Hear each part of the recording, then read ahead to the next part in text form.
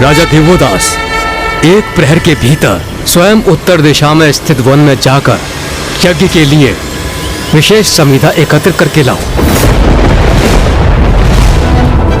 ये तो बहुत ही कठिन परीक्षा है। एक प्रहर के भीतर राजा दिव्योदास इतनी सारी संविधा एकाकी कैसे ला पाएंगे?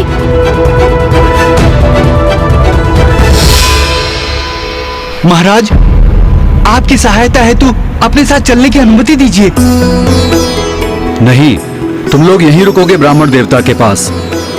ये कार्य कठिन है, विषम है, संकटों से भरा है, किंतु ब्राह्मण देवता के महायज्ञ के लिए मेरे अकेले जाकर संविधा लाना अति आवश्यक है। इसलिए जो ये चाहते हैं वैसा ही होगा।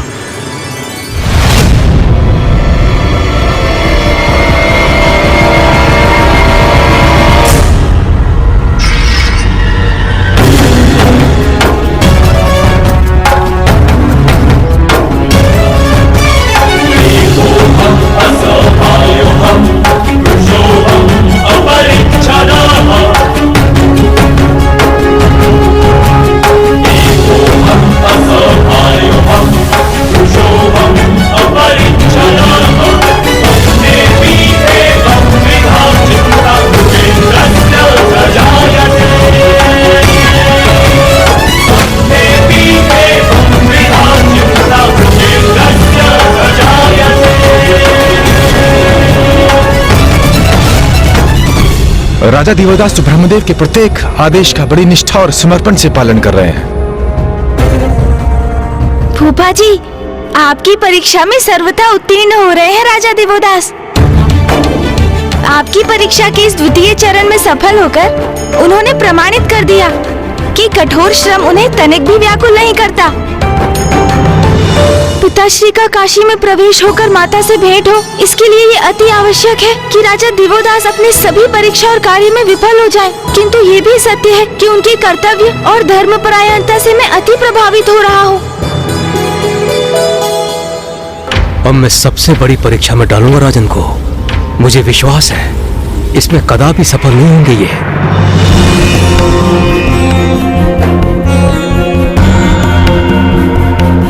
महाराज दिव्योदास, ये सब तो सरल कार्य थे, किंतु अब यज्ञ के लिए जो वस्तुएं चाहिए वो अत्यंत ही महत्वपूर्ण है। आज्ञा दें ब्राह्मण देवता। मुझे अभी सप्त सिंधुओं और सप्त नदियों का जल चाहिए।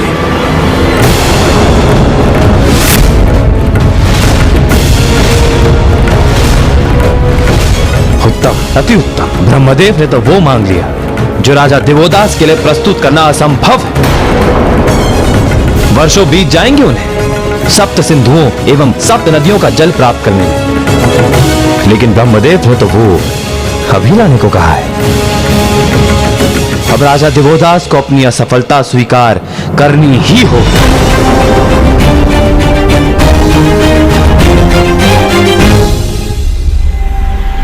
लगता है मेरे द्वारा सौंपे गए कार्य ने राजा दिव्योदास को विचलित कर दिया है।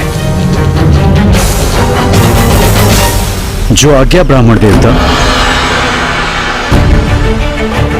मैं काशी नरेश देवोदास सप्त सिंधु और सप्त नदियों का आवाहन करता हूं। यदि धर्म के प्रति मेरी निष्ठा सत्य है तो आप सभी यहां आकर जल प्रदान करने की कृपा कीजिए।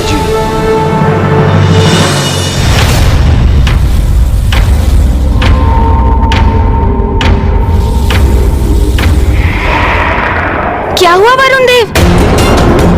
आप अचानक इतने स्तब्ध क्यों रह गए? ये कैसी दिव्य और अद्भुत पुकार जो मुझे राजा दिव्योदास के लिए बाध्य कर रही है। मुझे क्षमा कीजिए महादेव, किंतु मुझे जाना ही होगा।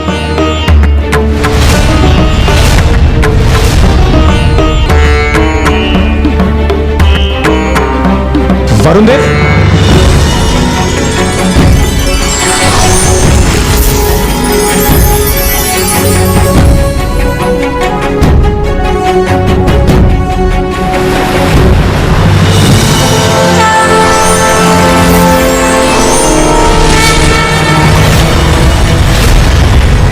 प्रणाम वरुण देव। मैं समुद्र देव आपको सप्त सिंधुओं का जल प्रदान करता हूं।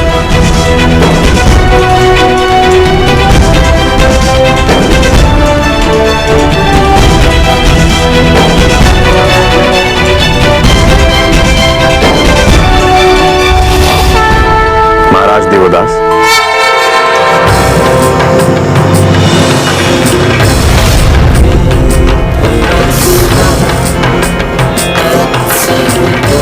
प्रणाम वरुण देव। मैं आपके लिए सब सिंधुओं का जल लेकर आया हूं। धन्यवाद वरुण देव।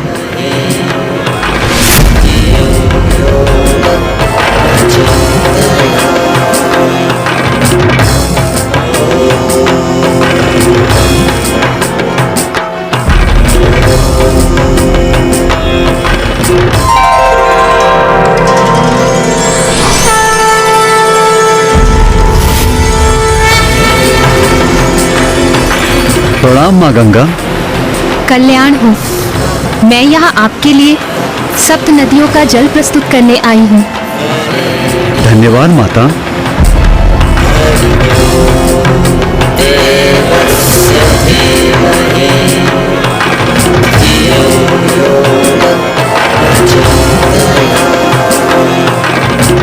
मैं कृतार्थ हुआ वरुण देव। माता,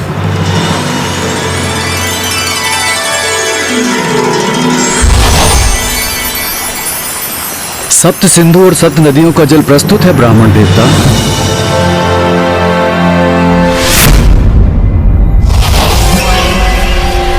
क्या हुआ वरुण देव, आप ये काशी क्यों प्रस्थान कर गए? प्रतीत होता है राजा दिवोदास की सहायता करने के लिए कुछ अत्याधिक ही आतुर थे आप।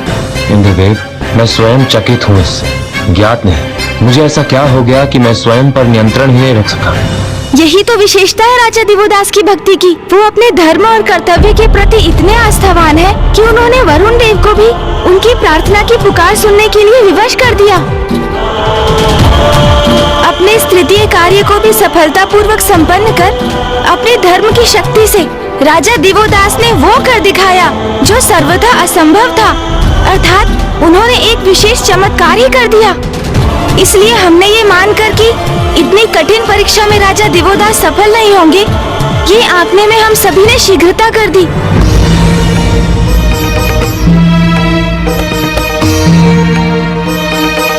महाराज दिवोदास, आपने अपने वचन का मान रखा, मेरे प्रत्येक आदेश का पालन किया।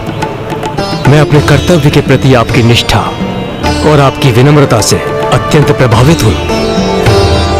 अब आप जाकर अपना राज संभालिए, क्योंकि अब मैं स्वयं अपना यज्ञ संपन्न करने में सक्षम हूँ। जो आज्ञा ब्राह्मण देवता।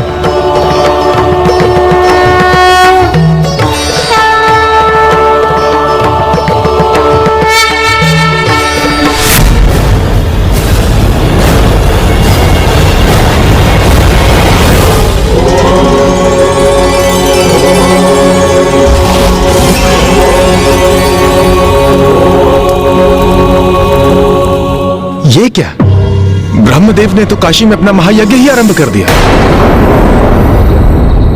अब वो राजा दिवोदास में को दोष कैसे ढूंढेंगे? सत्य तो साक्षात आपके समक्ष है वायुदेव। स्पष्ट है फूफा जी भी राजा दिवोदास में और उनके राज में कोई त्रुटि नहीं ढूंढ सके। और ब्रह्मदेव तो पूर्ण तन्मयता से यज्ञ में लीन है। अब तो ये यज्ञ पूर्ण होने के उपरांत ही लौटेंगे। किंतु जो समस्या अभी भी हमारे समक्ष है, उनका क्या होगा? कैसी विडंबना है ये। उधर ऋषि जगस्व महादेव के बिना मरणासन अवस्था में है और इधर आदि शक्ति और महादेव एक दूसरे से विलग होकर पीड़ा में है, जो अब भी भेंट होने की प्रतीक्षा में है।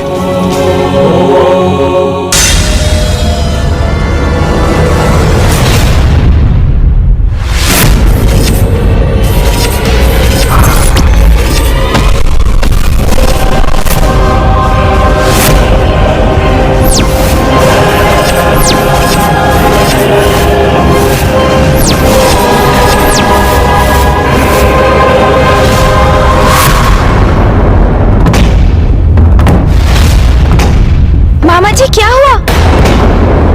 आपके मुख पर अचानक चिंता का भाव क्यों भर आया? गणेश, हमारा संकट अभी टला नहीं है, अपितु और बढ़ गया है। परिस्थिति और भी जटिल हो गई है।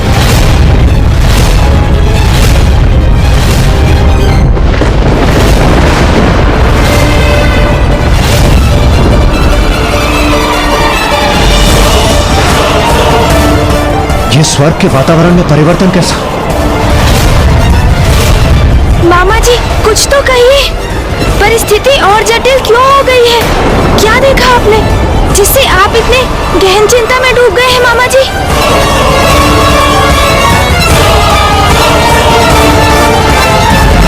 दुर्गमासुर, दुर्गमासुर, दुर्गमासुर। दुर्गमासुर? दुर्गमासुर।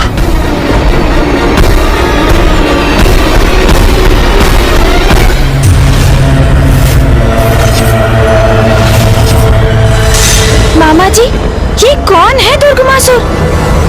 असुर रुरु का पुत्र, शुंभ निशुंभ की सेना का वो असुर महायोद्ध जिसका वध माता ने अपने मां काली के स्वरूप में किया था। हाँ पुत्र कार्तिकेय, उसी असुर का पुत्र दुर्गमासुर। दुर्गमासुर ब्रह्मदेव का बहुत बड़ा भक्त है और अब वो स्वर्ग की ओर आ रहा है अपनी पूर्ण सेना के साथ।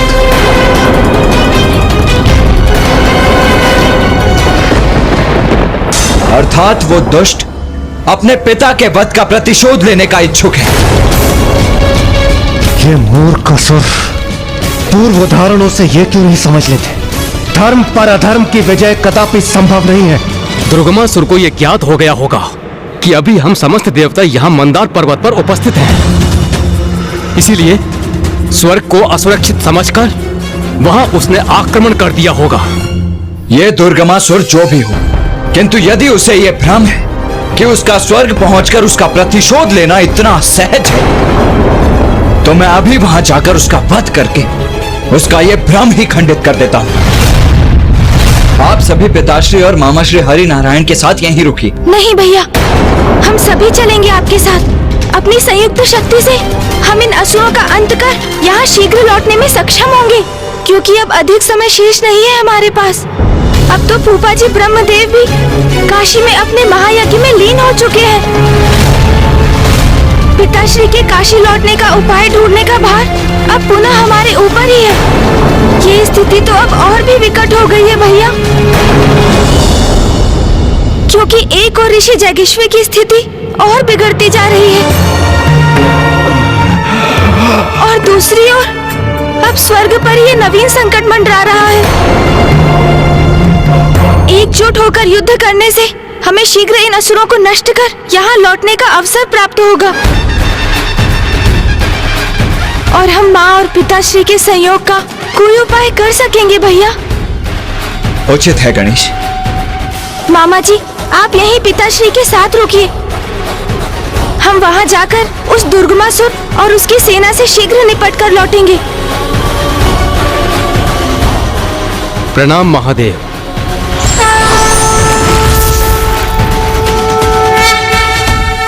ब्रह्मदेव की भक्ति की आड़ में अवश्य यह दुर्गमासुर स्वर्ग पर अधिकार करने ही नहीं, कोई उससे भी बड़ा संकट उत्पन्न करने जा रहा है।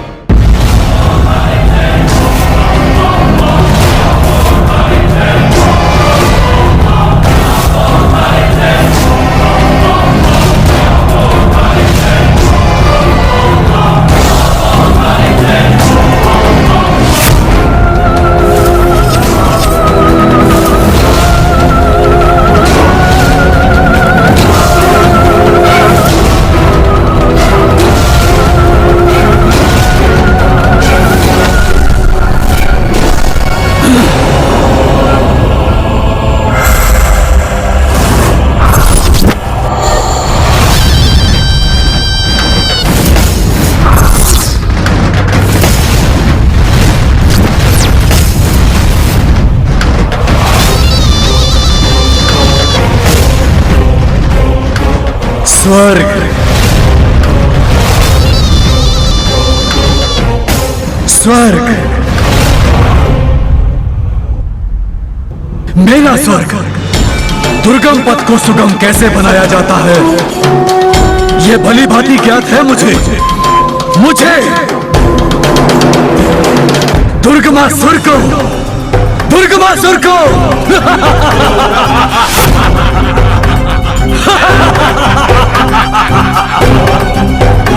मेरा स्वर्ग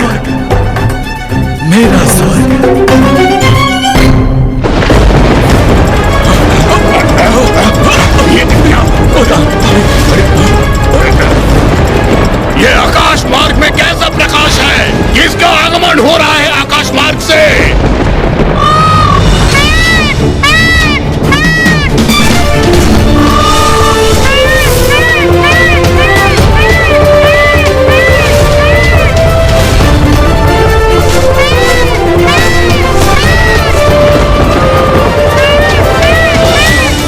दुष्ट असुरों, यहाँ तक पहुंचकर तुमने अपनी मृत्यु को आमंत्रित किया है। अब मैं तुम सभी को स्वर्ग नहीं यमलोक की यात्रा पर भेजूंगा।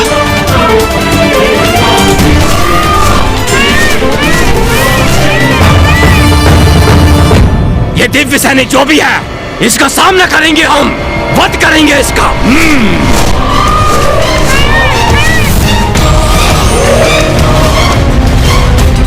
दुष्ट असुरों, अब तैयार हो जाओ अपने काल से भेंट करने के लिए।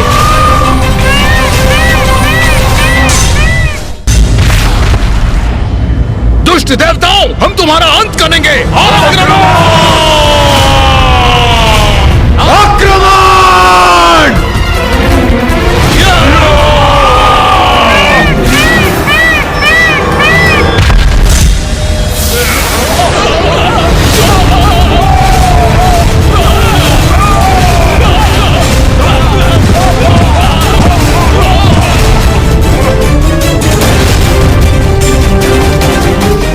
बहुत समय से अपने युद्ध कौशल का प्रदर्शन करने के लिए आतुर हो रहा था मैं। आज उसका उचित अवसर प्राप्त होगा मुझे।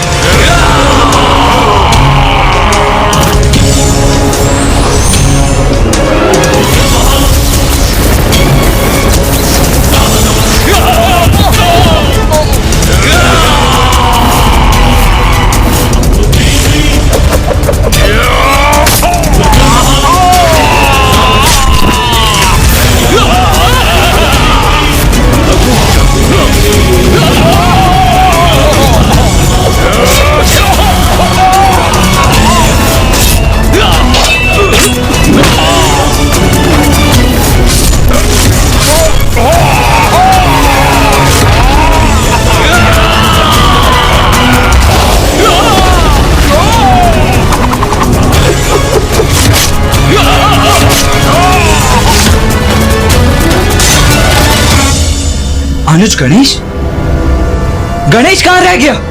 कहां है वो?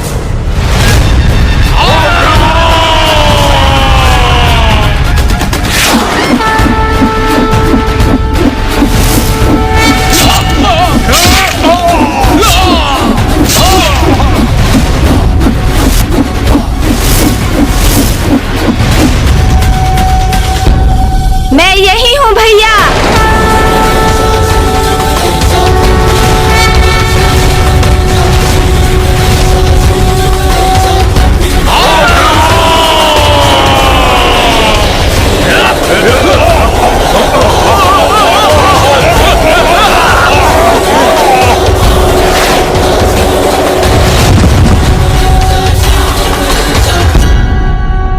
गणेश, तुम कहां रह गए थे? भैया, आप तो अपने पूर्ण क्रोधावेश में मयूर जी पर आरूढ़ होकर यहाँ के लिए निकल पड़े, किंतु मेरे वाहन मूषक जी तो काशी में ऋषि जगेश्वी के साथ ही स्थित है। इसलिए मुझे यहाँ पहुँचने में थोड़ा अधिक समय लग गया भैया। किंतु चिंता मत कीजिए, विलंब अवश्य हुआ है मुझे यहाँ पहुँचने में, किंतु इन असुरों का संहार करने में मैं आपसे पीछे नहीं रहूंगा भैया। आओ असुरों, आओ, करो हमारा सामना।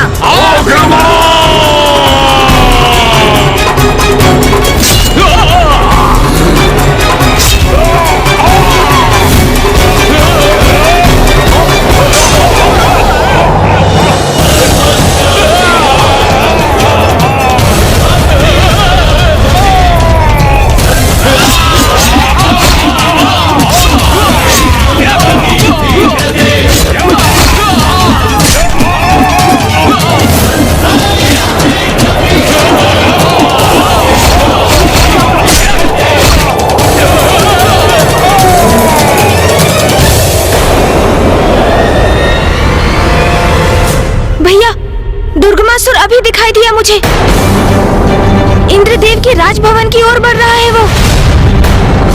हमें शीघ्र वहाँ पहुँचकर उसे रोकना चाहिए भैया। गणेश जी, कुमार कार्तिकेय, आप उस असुर को रोकिए। उसकी ससुर सेना से हम देवता ही निपट लेंगे। हाँ इंद्रदेव, उचित है। दुर्गमासुर! दुर्गमासुर!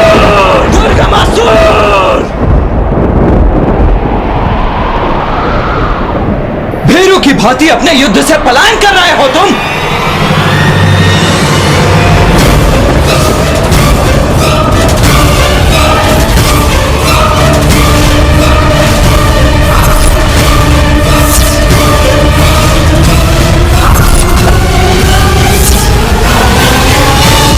अवसर पाकर अधर्मी अधर्म करने से नहीं चूकते, जबकि धर्म का पालन करने वाले धार्मिक कार्य करना नहीं भूलते। फिर उसका फल उन्हें उसी प्रकार से मिलता है।